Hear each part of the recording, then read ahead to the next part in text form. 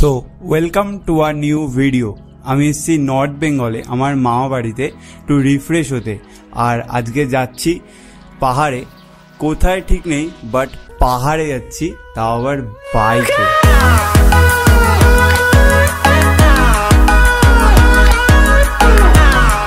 তো যাচ্ছি হলো টিংলিং বলে একটা জায়গায় প্রথমে, তারপরে গুফা পাতালে যাবো। মাঝখানে এক জায়গায় দাঁড়িয়েছি, আর এখান দিয়ে পুরো নিচটা দেখা যাচ্ছে, যা ভিউটা না, তো ক্যামেরা বা কিছু জাজ করতে পারবে না, চোখে দেখার মজাই আলাদা। তাও তোমাদের ভার্চুয়ালি দেখাচ্ছি। তো এখান থেকেই শুরু হয় মেন ভিউ। যত ওপরে উঠছি তত ভিউ ভালো হচ্ছে, আর এরই মধ্যে টিংলিংয়ের একটু আগে এক অপূর্ব ভিউ দেখতে পেয়ে দাঁড়াই, সেখানে কিছু ফটো তুলি।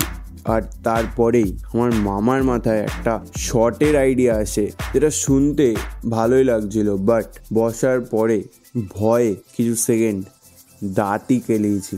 তারপর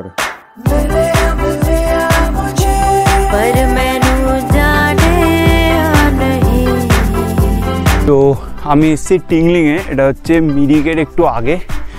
আর এখানে এই দু সাইডে দেখতে পাচ্ছ গাছ, মাঝখান দিয়ে রাস্তাটা উঠছে, মানে হেভি হেভি ভিউ। এদিকে কুয়াশায় ঢেকে যাচ্ছে চারিদিক, আলাদাই অভিজ্ঞতা একটা।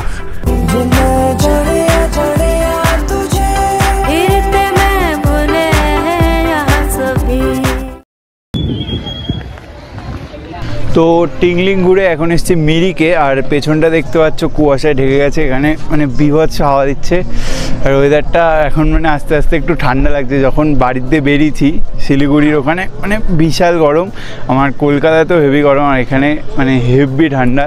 লেক আর এদিকে পেছনে কুয়াশায় ঢেকে যাচ্ছে পাহাড়গুলো, মানে হেভি লাগছে, হেভি।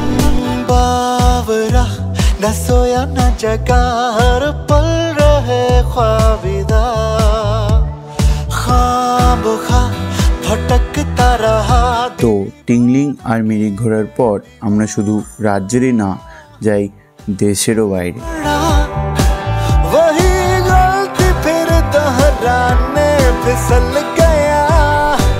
তো মিরিক দিয়ে আরও 10 কিলোমিটার ওপরে এসছি হচ্ছে গুফা পাতাল, যেটা পরে নেপালে। আর এখানে স্পেশাল বলতে এই একটা অনেকটা উঁচু জায়গা, এখান দিয়ে পেছনে গাছ দেখা যাচ্ছে, আর হেভি হাওয়া দিচ্ছে। একটু খোলা আকাশের তলায় বসা যাবে।